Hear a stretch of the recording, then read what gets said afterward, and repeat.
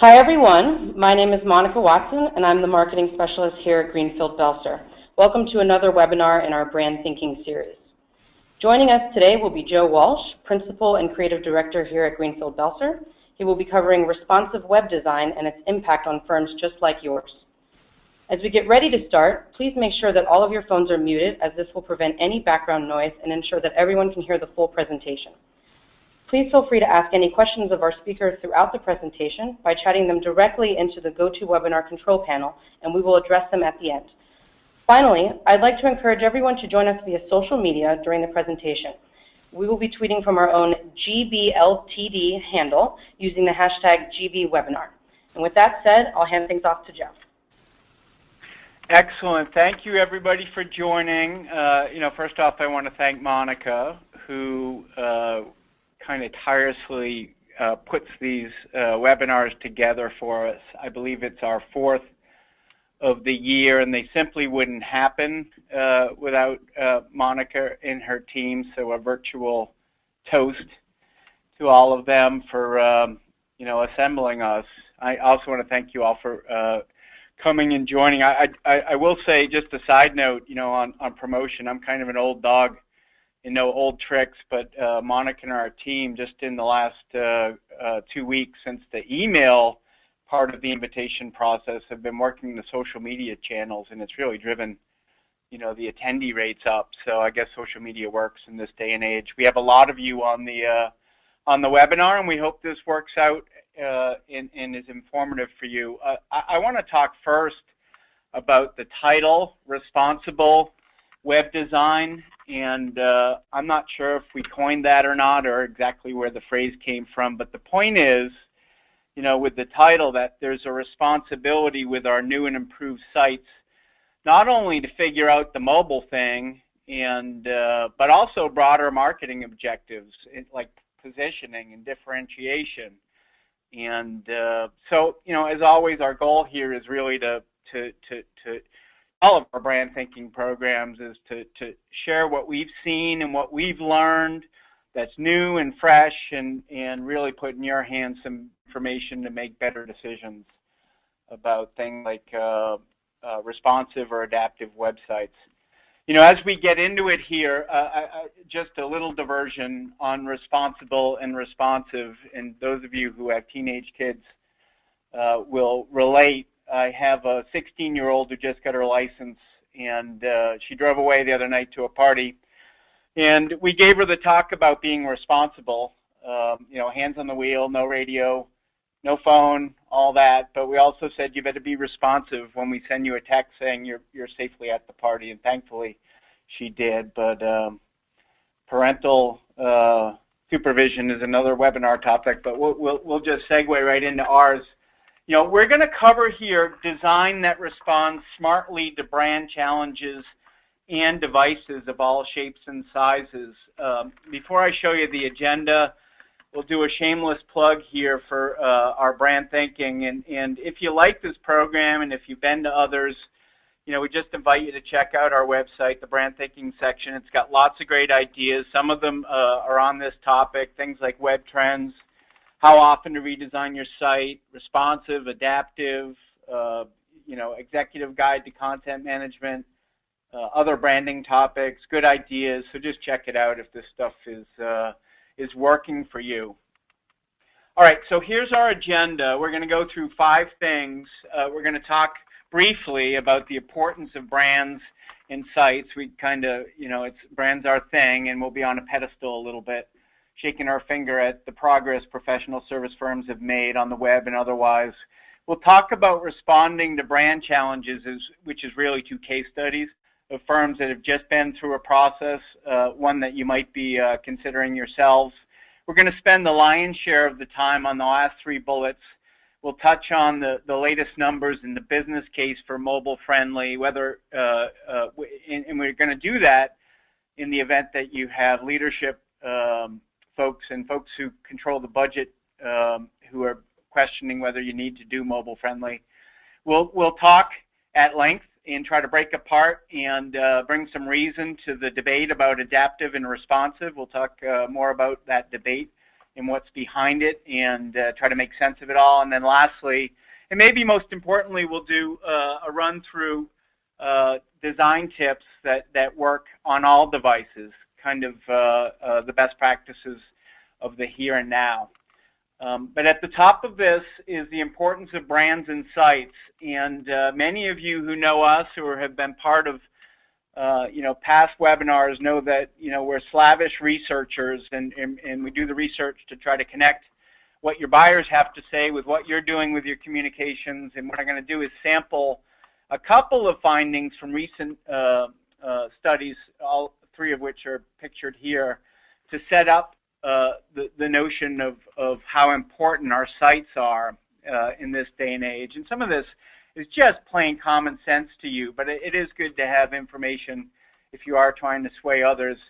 First thing here is whether or not executive buyers are online. The notion of the 50, late 40, 60-somethings, do they even do the internet thing in the business context? And what we learned when we asked was that nearly all of them, 94%, say they're on the internet every day for things other than email. And if you carry that forward, the next question is, okay, you're online looking for firms. Are you looking for professionals to work for your company? And nearly 80%, 78 said that yeah, indeed, we go online and we check firms out on the web. So that's an argument for good websites. We also asked, how do you find firms? And what we was that the website, your website, is the most important thing in their search process. Beyond the old boy network, there were other things that were important, like newsletters, alerts. 61% consider those important. Google listings early up in the rankings, 50%. You have blogs at 24%, probably in climbing, but the website clearly tops the list. We also asked if the quality of sites, the perceived quality, has some effect on their decisions to put firms on a short list. And indeed, they said yes, 76% are influenced by the quality of your site in their decision-making process, and fully half, actually just a little over half of them, said they put you on a short list based on what they were able to find and make of the information that you shared on your site. So all of that argues, indeed, and I don't think with the marketers on the line that the argument really needs to be debated, but that the web is very important, all right? But it's interesting, in another piece of research we did, the flip side, we talked to you all, we talked to marketers, and we had them rate their own efforts with regard to sites and broader brand building efforts, and they didn't give themselves very high marks, which led us to ask, really, if it's that important, how can our grades be that low? So I'll give you a couple of slides, and by the way, these come from our brand regression study, which was fielded after the Great Recession, and the premise was, does brand matter anymore in this day and age? And what we learned was encouraging. CMOs said, 95% of them, that brand is moderately to extremely important, and their counterparts or their bosses, the managing partner type, said, yes, indeed, we feel the same way as our CMOs. 92% feel brand is moderately or extremely important, but only 1 in 5 said the brand work they're doing, whether it's on a web or otherwise, is really helping the cause, which is too bad. And you build on that, and you ask the question about innovation and whether their communications are viewed to be either very or extremely innovative. Again, only 1 in 5 think that's the case. When we ask them to grade their efforts of things like sites all the way down to advertising on a 1 to 5 point scale, the mean rating for a firm website was 3.6, which isn't great. It's kind of fair to middling performance. And I think what that suggests to all of us is that there's opportunity to improve. And what clients are saying from some of the data I just shared with you is that, quality matters and 5s matter. So let's get at how we might be able to get a 5, and then we'll move to the mobile version of that quality. So as I mentioned already, we're going to look at 2 case studies real quick here and talk about responding to brand challenges with web projects, all right? And a lot of web projects are driven by technological change. Either your CMS stinks or otherwise, or maybe it's just an outdated site and it needs a refresh. But the best efforts have some kind of strategic goal they're trying to achieve. This is Steve Jobs, who says, you know, without strategy, design is simply veneer. You're picking wallpaper or color or things like that. And, you know, what these two case studies, I think, will help us see is that, you know, our efforts on the web and otherwise can be much deeper strategically and should be. So this first case study is a law firm. The second is going to be an accounting firm. I know some of you are outside of the law and accounting industry. Things like architecture, engineering, consulting, the same lessons hold. But this is a firm that's repositioned an entire brand to shake misperceptions and align with marketing goals. And the website was the centerpiece of this effort. Now, this is the before. The firm is Downs, Racklin, Martin. By the way, this is also going to be a story about responsive web design, but it's broader than that. Now, here's the setup for Downs. Not only does their site look like the advent of the internet, kind of 2001 vintage, but it also kind of displayed a problem they were having out in the market. Number one, this firm grew up in Vermont. They're now a very big firm across northern New England, but their home office, their home territory was St. Johnsbury, Vermont, which is very rural. But what was different about this firm is its entrepreneurial DNA, the fact that they grew from fairly modest means in a small town environment into the largest firm in the state. They migrated to the state capital. They opened in the largest commercial center, and they've become the dominant firm in the zip codes.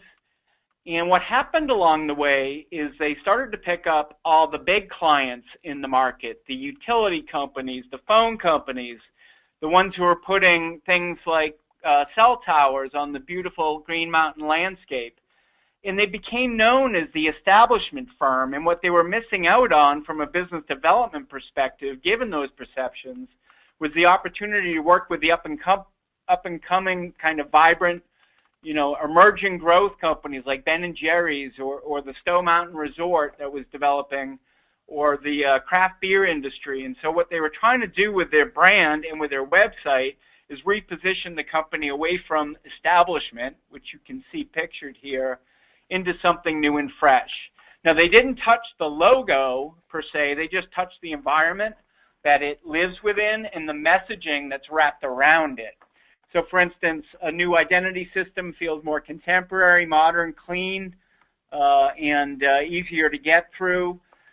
The real work begins on, you know, the home pages of the website, where this notion of being entrepreneurial in lawyering or enterprising lawyers is applied to messages like a creative license when reaching a smart compromise is a best practice, supported by case studies and spotlights and the like.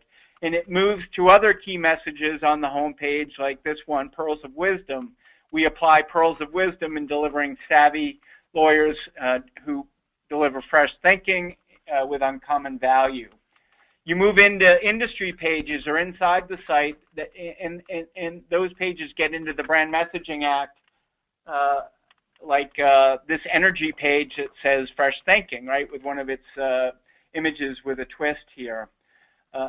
Also, this is responsive. We're going to talk more about that, but as you move from full screen to tablet to mobile, the messaging is clear, the design is consistent, and the functionality is friendly and courteous.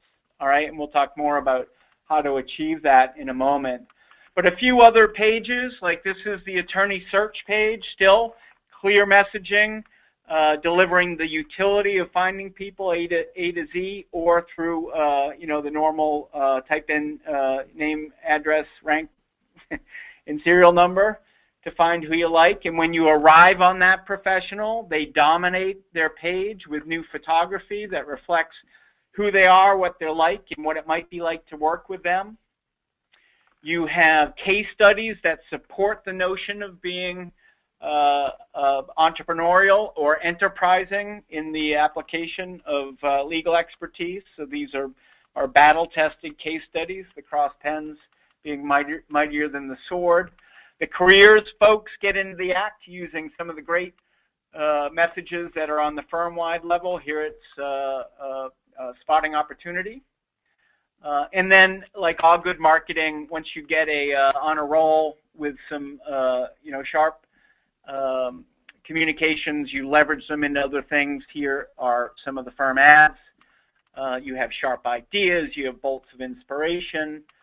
They get taken out of the ad context and put into booth. This is the backdrop for the booth they use to go to Chamber of Commerce and other events. And of course, there's the success of delivering in a fluid, responsive design. And by the way, we're going to hear this in some depth a little later in this presentation, but responsive isn't the right answer for all firms, but for DRM, it just fit like a glove. Okay, so there's case study one. I'm going to do one more, and then we're going to segue into the heart of this program. This is a firm called Friedman CPAs. They're in Manhattan. They're also in the metro area, New Jersey, and surrounding areas. Their challenge is really earning attention in what arguably is the most cluttered and busiest and most competitive market on the planet. You might make some arguments about other financial centers, but New York is New York, and they're trying to carve out not only differentiation, but earn some attention for the brand through a new website and other activities in the Big Apple. So we start with the old, and you get a look at it here. Actually not awful, actually decent, but in need of an upgrade. And when you juxtapose it against some of their core competitors like Markham CPAs or O'Connor Davies CPAs, what you begin to see are that the firms blend into each other and look and feel and sound the same. So what Friedman's done here with their new site is take a fairly common message, that you're going to work with professionals who really take your business personally, but deliver it in a much more compelling way and in a style that becomes their own. Here, the tagline is "Your livelihood empowered," and Friedman delivers powerful skills with a personal approach. When it's mission critical, will help you go boldly.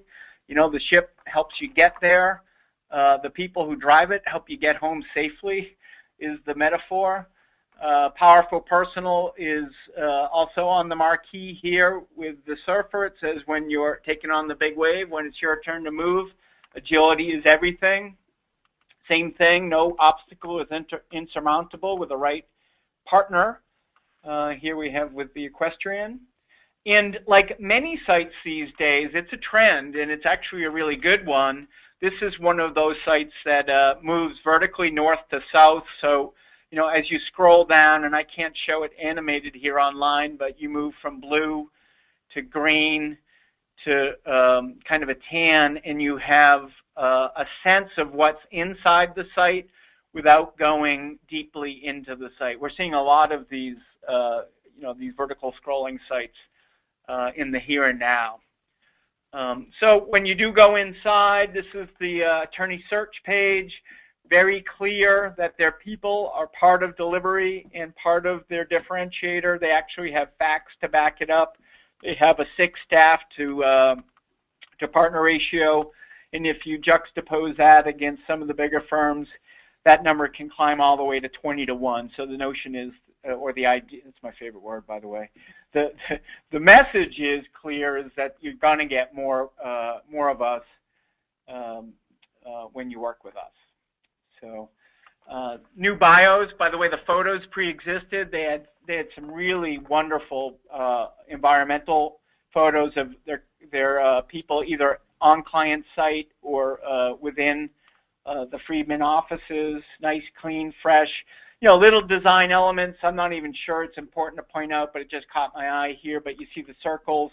This is a New York firm, and it kind of tips its hat to the subway signs, all throughout the city. You have landing pages for industries that not only delivers the list of industries, but key selling messages. You have industry pages that perform like home pages or little microsites with lots of related information. This is the diamond and jewelry sub-industry of retail. And of course, the recruiting folks doing their work on campus and with laterals are also leveraging the messaging to promise things like a high-reaching career. And that's what our mission signals. So, this, like Downs Racklin, also gets levered into the awareness earning activities like advertising, done in different shapes and forms and sizes, some online, some off. They also chose the responsive route, which we'll talk more about here in a moment. But again, two business problems with web upgrades required that are indicative of our responsibility not only to solve the multiple device thing, but to help reach our individual firm marketing objectives. Okay. All right. I'm just about off that pedestal on brand. Just a couple of more things. Back to the quality and slides I shared about the executive interviews we've done and their view of firm marketing and websites and the like. One of the stats I didn't share, and we got it from the New York Times, it says that impressions of quality on the web are made within a second. So when you're considering something new, we ask you to be bold and different and fresh and innovative. And this is Hannah Brophy. It's a smallish law firm in California that does litigation work. And not all people want to work with nice lawyers. Sometimes they want to work with lawyers who will show the business end of litigation and turn that into the result the client's looking for. This reflects that message here. Warren Averett is a southeast regional law firm that checked out, a CPA firm that's done a very nice job post-merger of packaging its values into a great new website that are spun into client benefits. So this little rotating cast of radial icons indicate 6 or 7 key values that the people of Warren Averett share that turn into client benefit. In this case, they're suggesting metaphorically that their client is going to take care of something really important by having to worry less about the day-to-day of their operations. In this case, his charming little granddaughter. Here's another approach altogether. Ice Miller is a law firm, and they're in Ohio, in Ohio and other surrounding states. They do a really nice job around the theme of build, sharing case studies, in this case for the company Comlux. And then lastly, just to give you a slice of life and variety here, this is a firm from Minneapolis. It's a litigation shop. It's a boutique shop. But what they've used with very sharp photography of their own people they've used their own people to send key messages about how they work and how it turns into results that clients treasure. Okay, so that's our bit on brand. I do want to move into the business case for mobile, and I did put "duh" next to this because I think most of us just see this anecdotally and experience it in our own lives. But the fact is that more and more people are accessing the internet from mobile devices. In Morgan Stanley, I don't really know how people come up with numbers like these, but this thing was first published in 2011, saying that 2014, that mobile access would overtake desktop. The profits at Morgan Stanley said it, so we assume it's true. I don't think the prophecy's actually been realized yet, but the trending continues. Again, we all kind of know this by experience. Check your Google Analytics. You'll be able to know for sure whether there's enough people coming in by mobile. But what the pundits are saying now, and this is Cisco, is that business mobile, B2B, in 2016 is expected to be almost 13 times greater than today, so it's going to climb, and that it'll increase from today, 2011, 4% of business internet use, climbing to somewhere along the lines of 26% of sites being accessed via mobile. So, whether you take these numbers as the gospel or you just take them with a grain of salt, the point is, the trend is to more access through tablet and mobile. And on the tablet point, I just want to show an information graphic here. This is shown stolen from Adobe or lifted with attribution. In tablets, clearly part of this story too. It's not just smartphones, but this is telling us that tablet access is at 8%, smartphones at 7%, and that traditional desktop, laptop snapshot of here and now is at 84%, and those numbers for 8 and 7 are likely to climb. Okay? Now, let's move into some of the ways to deal with the smaller devices. You've all heard the phrase content is king. When you're dealing with smaller devices, context is king. And I'm going to give you a chart here. I'm going to walk you through this, and just bear with me and don't read ahead, and I'll take you step by step through it. But context means usage, all right, and user experience. And on the left, we have the desk or the laptop, the traditional, and on the right, we have the mobile or tablet, the new, and trending. And when you're at your desk or laptop, you're typically sitting at your desk, and just reason stands that if you're mobile or on tablet, more often than not, you're sitting on a couch or on a train, or you're literally mobile. Now, if your desk or laptop, you're in an office environment, right? You're earning your check.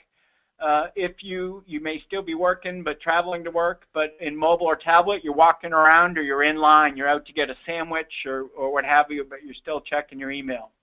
At desk, you're working. In quotes, you may be wasting time like I do here and again.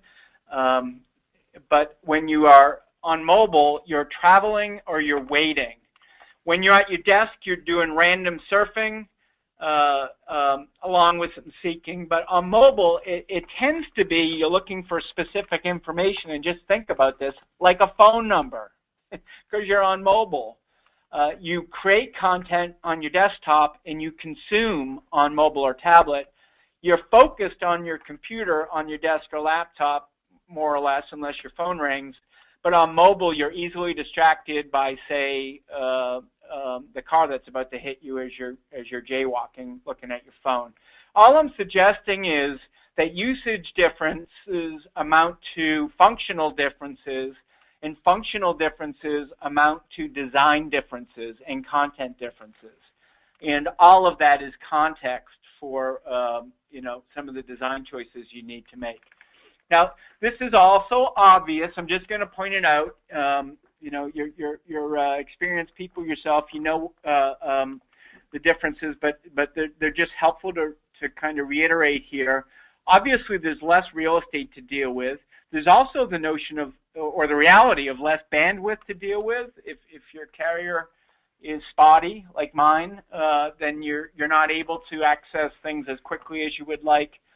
There's touch input on this device versus clicking, which has impact on design. And it's also hard to type unless you're my 12-year-old who can type faster with 2 thumbs than I can with 10 fingers on a full-size keyboard. But all those things, again, are contextual and affect design choices, whether they're responsive design choices or adaptive, which we'll get into here in a moment. So again, I think most of this is rudimentary for most of you. Some of you are probably more advanced than I am on this, but for those of you who are kind of really new to this, I just want to do a quick example of a site that is clearly on mobile, right? Here's the desktop, and here is the full site on mobile. But the problem is it's not mobile optimized. So for instance, I can't see the whole nav bar, and I have to swipe as I drive and swerve into the other lane and have people cursing at me. So what we're trying to do is bring your mobile site to mobile.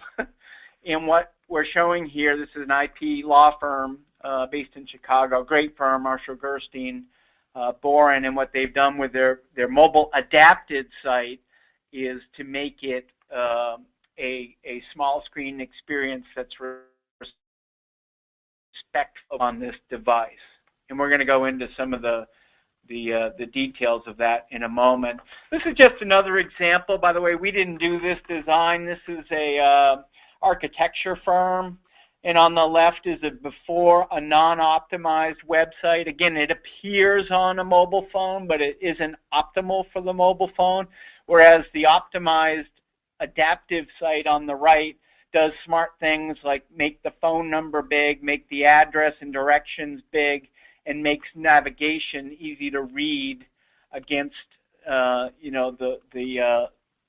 standard version for the desktop. So how do you choose adaptive versus responsive?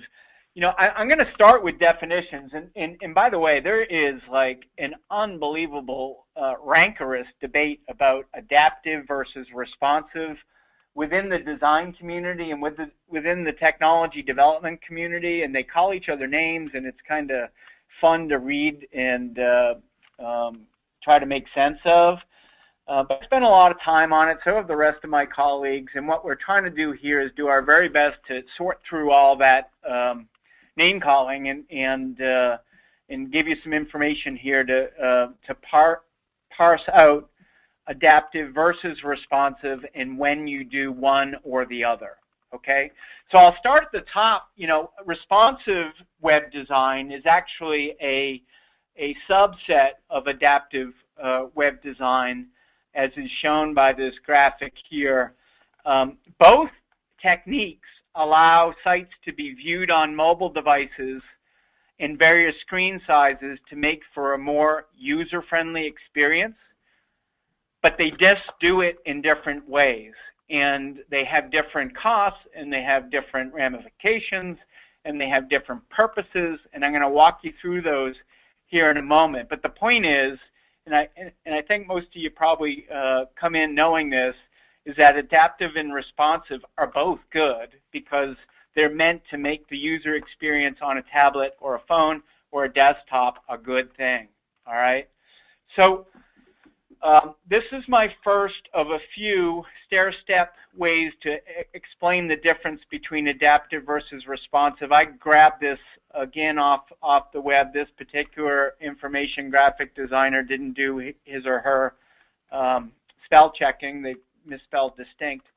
But the difference between adaptive is that it has distinct templates and distinct coding to adapt to different devices that might deliver different user experiences. And I'll give you examples of that in a moment.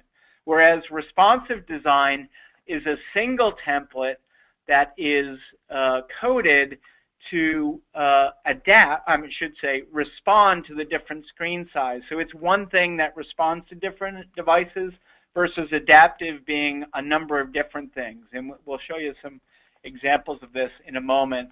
You know, if you strip away, this is an example of responsive web design without logos and without pictures and without headlines and content to distract us.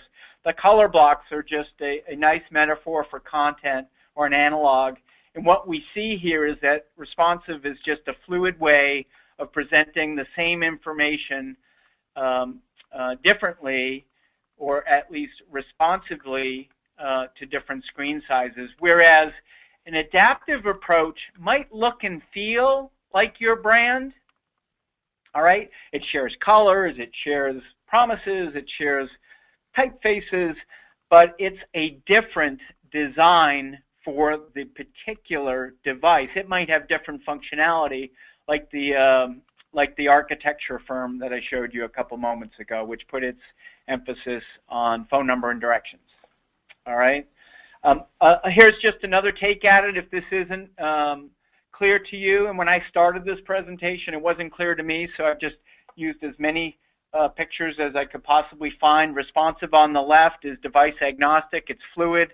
It shifts and morphs and responds to screen sizes, whereas adaptive delivers different information in different ways to the device. So you're bringing into a real-life example, neither of which we did, but we'll use the car industry as an example. Honda has an adaptive design. So on their mobile site, it's just a different experience. What they allow you to do and what they put the emphasis on here with these icons are things like scheduling a service appointment or paying your monthly lease bill. Whereas, I believe this is Maserati, I certainly know this is not a Honda. What they have is a responsive site. It's the same experience, it's just slightly different, responding to a different screen size. So again, adaptive is typically different functionality that's device specific. Responsive is the exact same experience with the design just slightly shifted or responding to the screen size. I hope that makes sense, and I hope it's clear. And if it's not, you know, come aside, and I'll try to do a better job. But those were the best slides I could find to try to delineate one from the other. Now let's move to when you use one versus the other and what the implications are. This is like the other chart we walked through, and I'll go through the line-by-line comparison here, but these are non-technical differences, and any of you who are technical types could you know, probably add another 10 or 15 things to this list, but I wanted to give the high-level advice to the folks who are assembled on the webinar today. We'll start with responsive. And responsive, if you're doing a site over, or requires a complete redo, whereas adaptive can be, you can renovate a room or you can add to rooms. And what I mean by a complete redo is you have to redo the entire design, you have to redo all the code, you have to redo how it connects to your, so by definition, if you just want to do some refreshes to your website, you can't do responsive, all right? So that's difference one. Difference two, we already kind of alluded to. Responsive is a single template, where adaptive is multiple templates. Responsive is inflexible, where adaptive is more flexible. And what I mean by that is, since you've redone the whole site, and if there's something about it you don't like, perhaps on mobile, that you want to change, it requires redoing everything because it all works off one template. All right? So it's slightly less flexible.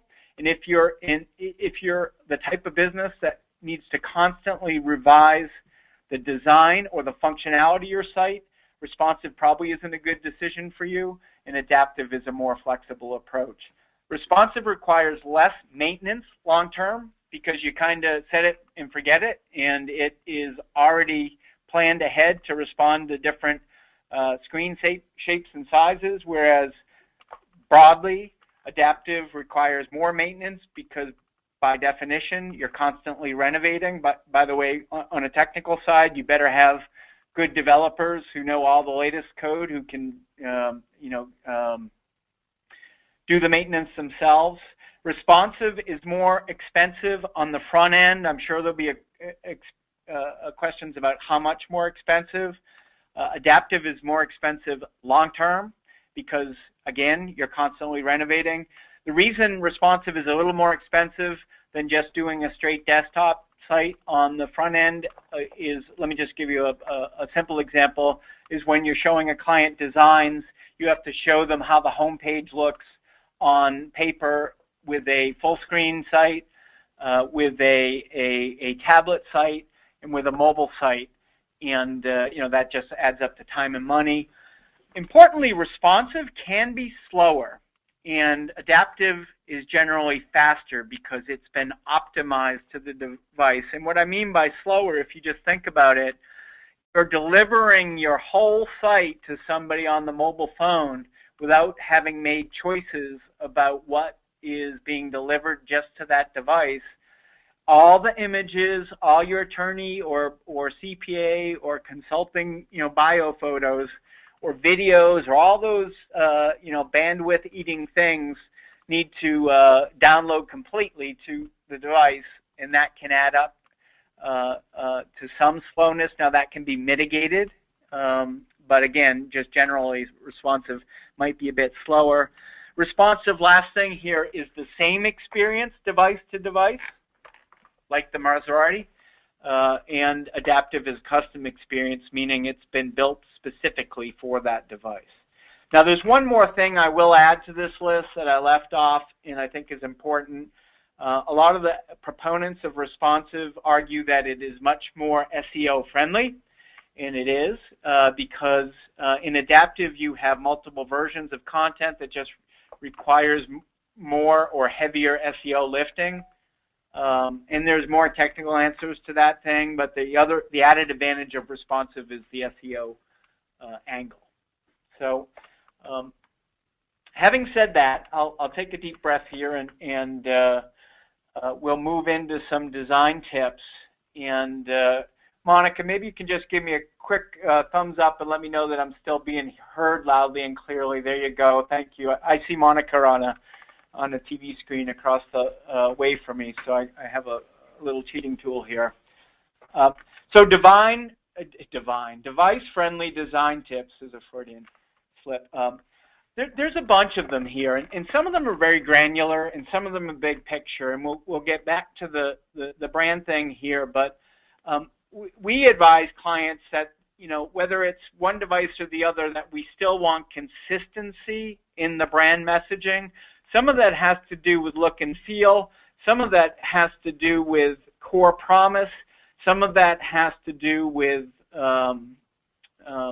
the information or the content that's shared. But in Marshall Gerstein's case here, even though on their full site they get to show a lot more people and information than on the small screen, it still feels and sounds and smells, if you will, like Marshall Gerstein. The other thing we advise clients, and this is us taking our own medicine or our own advice, is that you still want to include the brand promise. You still want to sit on smaller devices. The kind of reflex move is that we need to make mobile so utilitarian, and we just want to see the menu, and we don't want to get into all that marketing gobbledygook, but we think that's an abdication of responsibility. You still, there's that word again, you still need to sell regardless of the site size. And in this case, our promise is fresh brands. Hopefully we're delivering that today, but you can see it on our full screen site on the left and on a rotating marquee on the mobile version as well. By the way, our own site is mobile adapted, not responsive. We did it 5 years ago when responsive wasn't even a technique. And, we're in our own consideration process of what's the next best thing for us. And all the data points I took you through, right here, we're kind of figuring out for our own business and our own utility and our own functionality.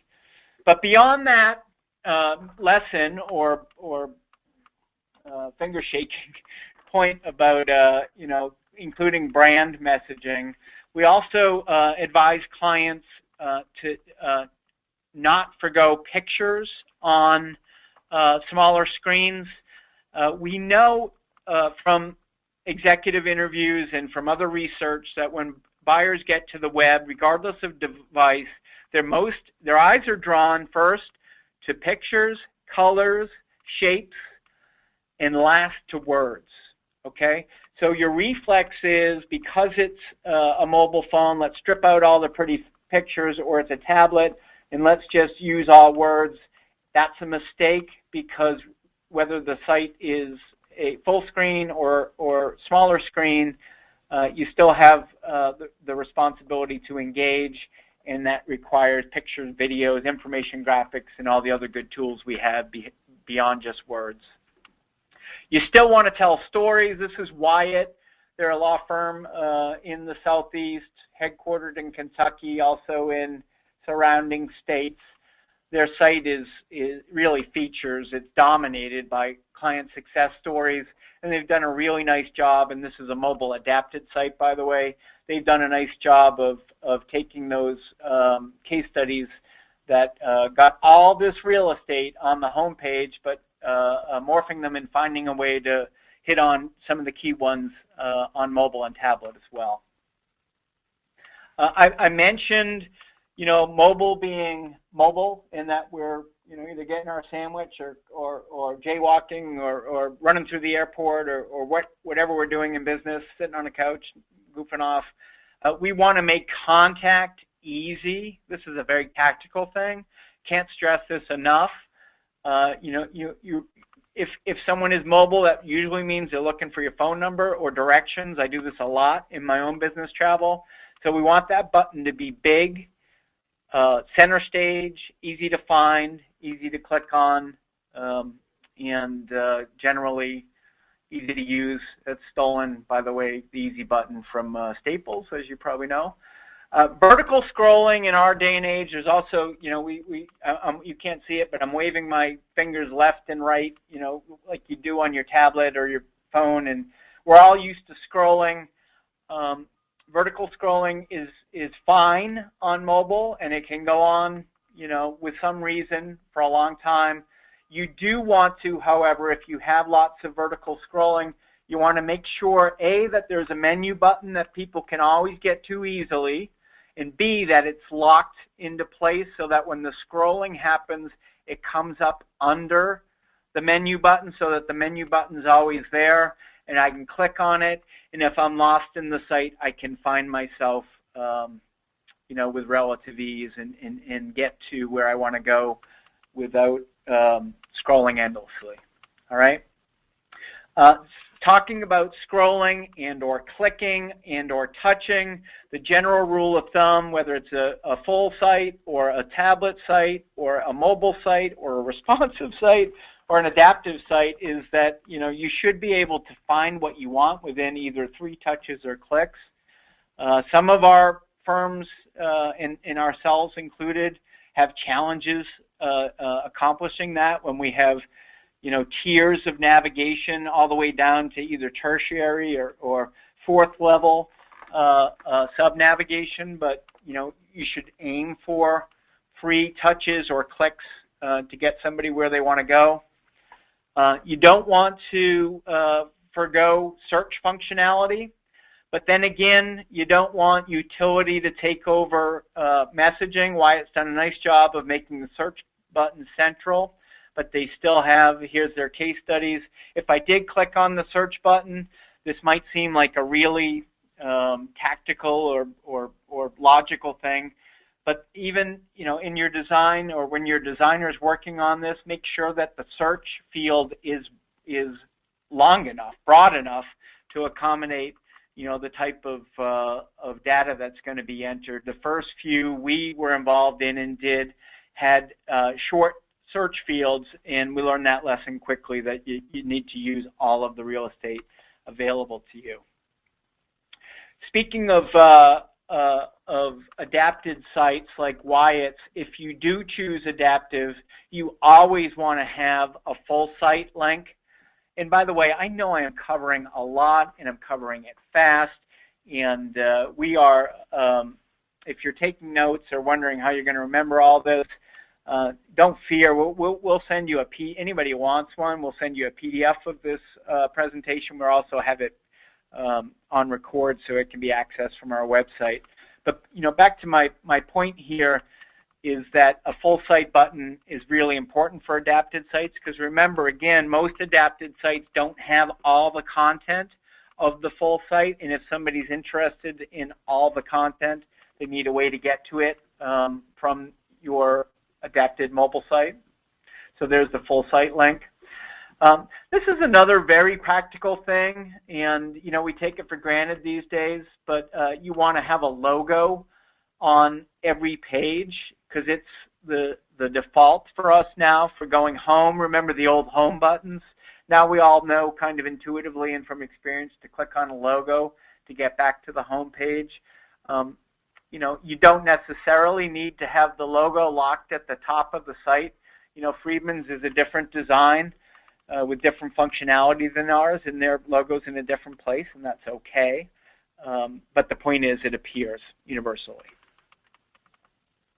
All right. Finger space. When you see designs, either from your in-house designer or from your design firm, you know, do the finger test, print stuff out full size or life size, and make sure there's enough room for a fat finger, so that if I'm interested in talking to Bill or getting his contact information, I'm not inadvertently clicking both of them at the same time, frustrating me, or clicking Nancy instead. You know, Apple's done a really great job in set the standard. You know, you can just copy them, and we do. Typically, the padding, you know, on a line item like this is a centimeter by a centimeter. It's kind of the if you will, the width of everybody's typical finger. Fonts. This again may sound simple, but or just elementary. But this little graphic we found spells it out. It says, your website is difficult to see and read on my smartphone, and it annoys me. And what is often the annoyance is the size of the type. And I can't tell you how, by the way, designers love small type. They love to do 8 and 9 point. And in the professional service world, I know this is a broad stroke characterization, but you know, the buyers tend to be in their 40s or 50s like me, and their eyesight is going. So we want to, especially on the smaller screens, make things easy to read. This is Marshall Gerstein again. Not only are they using kind of journalistic friendly, like the New York Times, Washington Post uses 11, 12-point type, which this is, but they've also programmed this to be at 1.5 line spacing instead of 1 to just make it easier to get through on the web. The facts are that it's 25% slower reading on the web, and it hurts your eyes. So little courtesies like this with font size and spacing really help as a courtesy. Speaking of the smaller devices, and by the way, the smaller devices are obviously getting bigger with the iPhone 6 and the phablets and the Samsungs and the like. A lot of our clients have you know, in talking about functionality and utility, have said, I don't even want to deal with the pictures anymore on the mobile phone because they're just eating real estate and they're too small to see because they're the high school headshot type pictures. And what we're showing here is that you can still give the personal touch. This is Veronica's bio. She owns the page. It's a much smaller screen. You can get to all her credentials with ease, with lots of space for your finger. But the fact is, you don't have to give up your bio photography when you move to the smaller screens. And there's nice design techniques like this one that make that just make a very professional impression. We also want you to think through and plan for the reality of the screen orientations. You know, this is obviously the case with tablets as well, but someone like Wyatt needs to think about what happens when it's vertical versus horizontal. And you'll want to see when you look at designs for your new site how both will appear. This is a really nice example of adaptive, and I don't mean the design, but the functionality. You know, when you think about it, if you're on mobile and you're looking to register for something like a webinar, you don't want people to have to fill out, long and endless forms. So this is a nice example, on Wyatt's full screen site or his desktop site. it has about 15 fields, because business development wants to know everything, right? We want to know the company name, the company size, the industry, all the good data that goes into our CRMs. But for the adaptive mobile site, what they've chosen to do here, again, as a courtesy, there's that word, is just streamline it to make it easier to register. So all we're requiring here on the mobile site is first name, last name, and email. You know, the essentials of getting you registered, if you will. Now, the hardest part you'll have beyond, you know, getting someone to pay for all this is once you're into the project and you've made your decision about adaptive and responsive, you're going to need to rationalize content. And by the way, rationalization occurs for either technique. And I'm going to give you some examples, some which you've seen before, but you really need to cut the fat. And, you know, that's pejorative. That assumes that there's a lot of fat in the the desktop site. But what we really mean is streamlining the amount of content. So you can't include it all. What Marshall Gerstein is showing before and after is, you know, what I showed you before, the 10 or 15 featured items on the marquee become 3. That's a content decision, all right?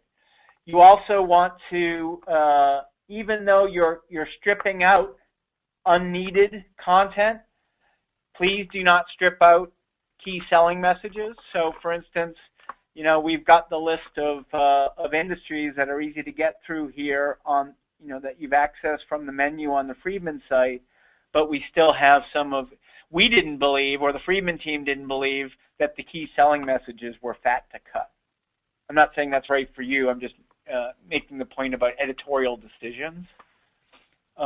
You also want to, when you do things like, you know, have long lists of articles or case studies or even descriptions of practice areas, you want to make sure that the design and the writing is really clear about what this item is, and that the pictures help as well, so that someone doesn't make a bad decision about clicking on it, because if they click through and then they decide it's not for them, they're going to be angry at you for misleading them. On the bigger site, you get to see more of, including a synopsis of what the article's about. So good copywriting, good use of imagery, good headlines is again a courtesy that allows people to know that indeed it's for them and doesn't frustrate them if it isn't for them or waste their time. The video thing, we've given a whole webinar just on smart video practices. What we'd advise you to do, whether it's adaptive or responsive with video, is use it sparingly. It obviously consumes, and use it strategically. It consumes bandwidth, but there, again, are ways around that. The way it's coded, the way it's downloaded, the way it interacts with the content management system. But it still has its role on the smaller screen, and you know, video can be watched on things like airplane rides and train rides, and but use it strategically. Don't use it just to decorate, and think about whether you need it on all the devices. Okay, and when you do choose video, either for the full site or the smaller screen, don't reinvent the player. YouTube has it mastered. We kick clients out to YouTube. The work we do with client sites out to YouTube all the time, because it's fast, it's reliable, it's familiar, and it's SEO friendly. So when clients say we want our own player, we say why. And then lastly, you know, we'll move to questions here in a moment, Monica, but I just want to share a couple more things and then begin to wrap this up. That are some of the big design considerations, especially if you're going responsive. So this is Hemingway and Barnes, and they've gone the responsive route. If you don't know Hemingway, they're a great firm. They're based in Boston. It's kind of a hybrid law firm slash wealth management firm. They grew up as a trust and estates law firm that morphed into a very wonderful and skilled wealth management advisory firm. Their work is all intensely personal. Their work is with very well-to-do, mostly multi-generational families, which explains this family tree logo. You know, their messaging is all about the people you work with and trust. There are only 30 of them in the firm. They rotate through this marquee. This is Mike Puzo. He just stands for one message. You know, one call yields personal guidance. But what I'd really like, beyond that story, what I'd really like to focus your attention here on is on the navigational changes. And I'm not saying these are the right changes for you. I'm just saying they're things you need to consider. So, for instance, here's the Seattle to Boston normal, west to east navigation. But when it begins to come to respond to the tablet, it has to be stacked.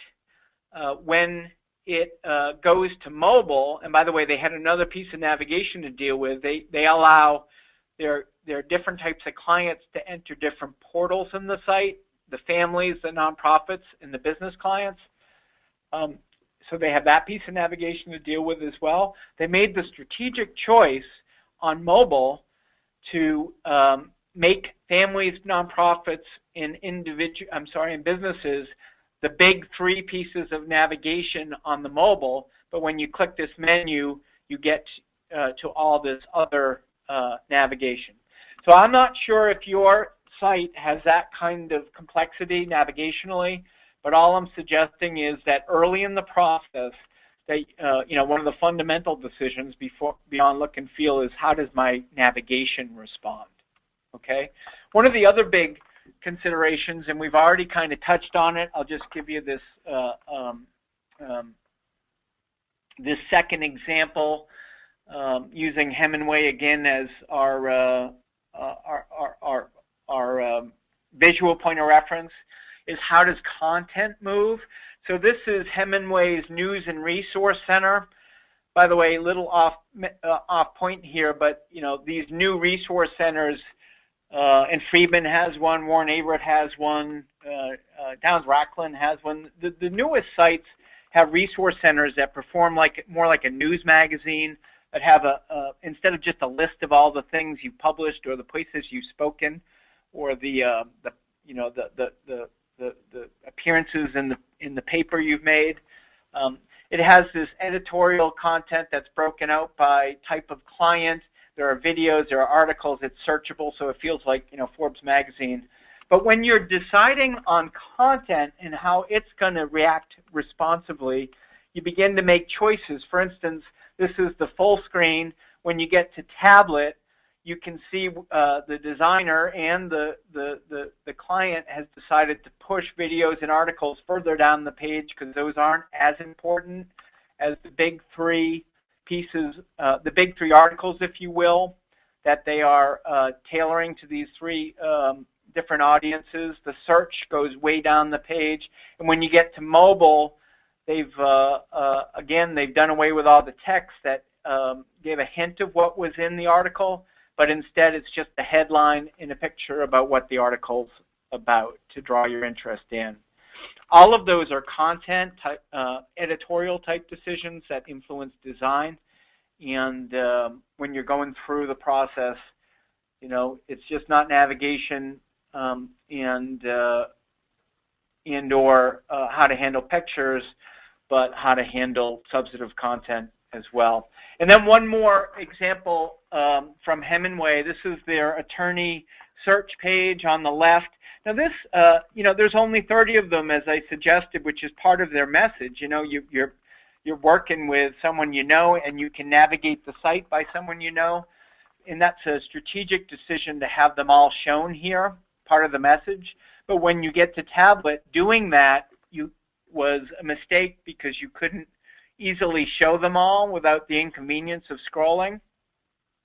So they gave up that piece of the messaging to just essentially get to the utility here.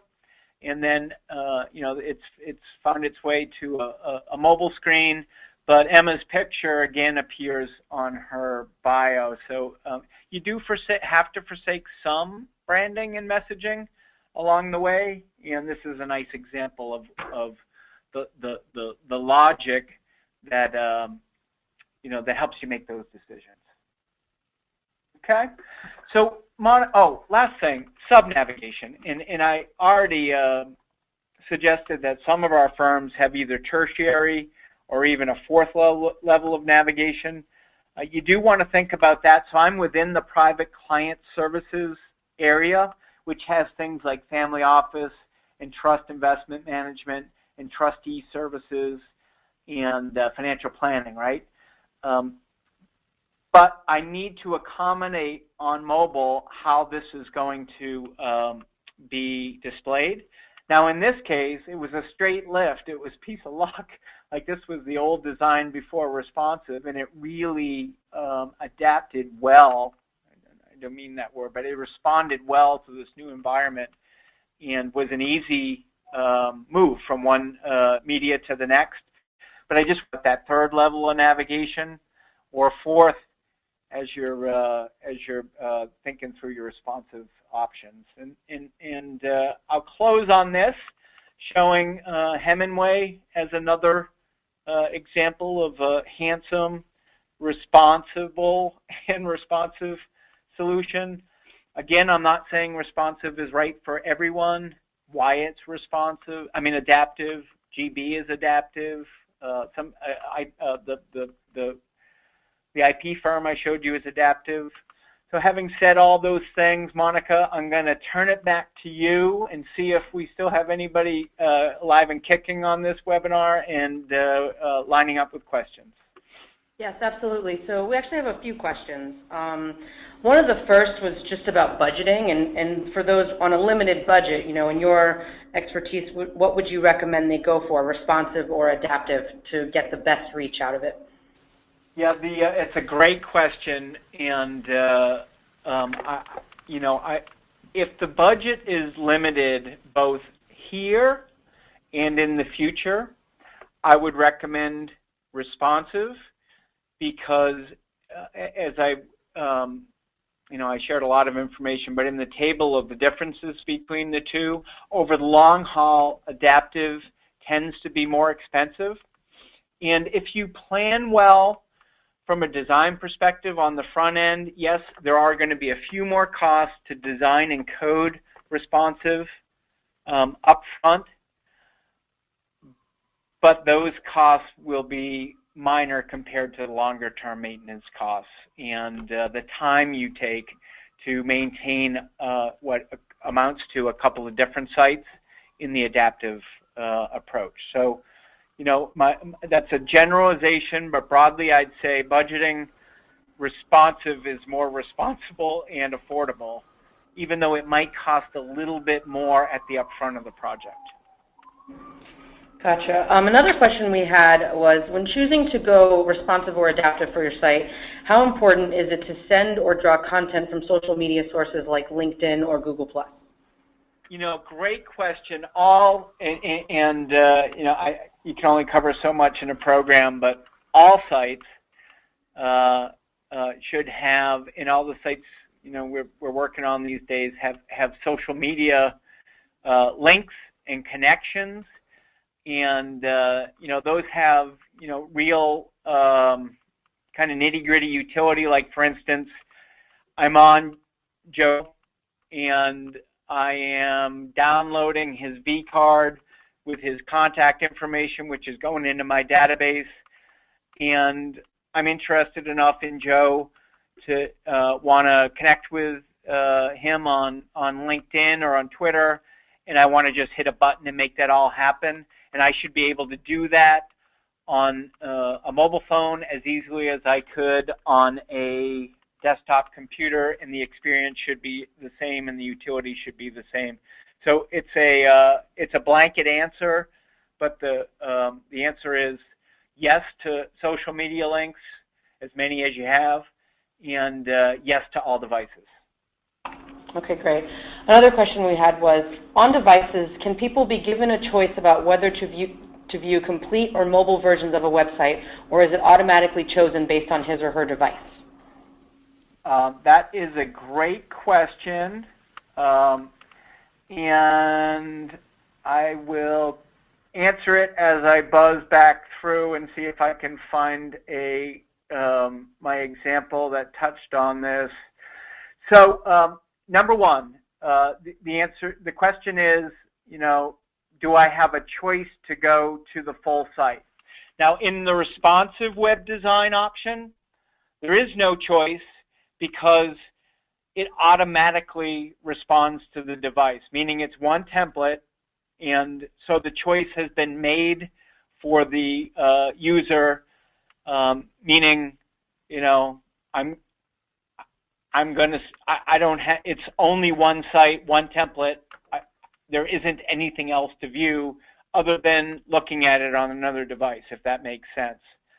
When it's an adaptive approach, all right, when you've chosen to do something different on mobile than, say, tablet, or tablet than desktop, what you do want to ensure, and this is the slide I was looking for, is that you give people the full site access button so that they, if it is their choice, have an access to the full site. I'll tell you that, from a programming perspective, this might be too technical an answer, but, the site is, in the adaptive case, is programmed to recognize that you're on a mobile device, and it will automatically display the mobile first.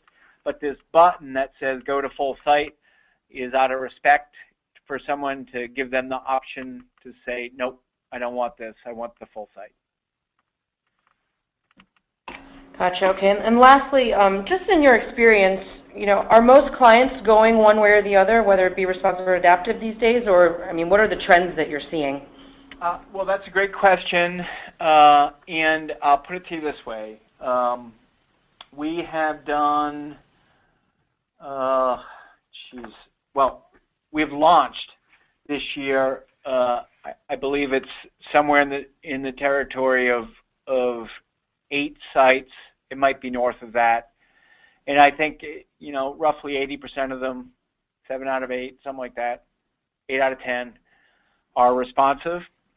And in the RFPs we're getting, I'd say that the lion's, and Monica, you work on these too, you could probably give the same answer. The lion's share, the clients are coming in having already made the decision to go responsive. Now, we don't know if that's because of confusion, that they don't understand the difference between responsive or adaptive. And there are clear cases when you want to do adaptive instead of responsive, but clearly responsive is trending. It's best for firms that don't have huge budgets, that don't have huge tech teams, that don't have lots of what I'll call routine design changes, that are kind of, planning to have a site for 3 to 5 years and not do major renovations to it. I don't mean changing content within it, but like revising the experience. Responsive tends to be the better approach, and so we're seeing more of it in our own clientele. Okay, wonderful. Well, that's all the questions that we had. I don't know, Joe, if you had any final thoughts before we sign off here. Other than thank you to everybody, hopefully you found it helpful. And again, Monica, thank you for you to making this happen. And let us know if you have further questions.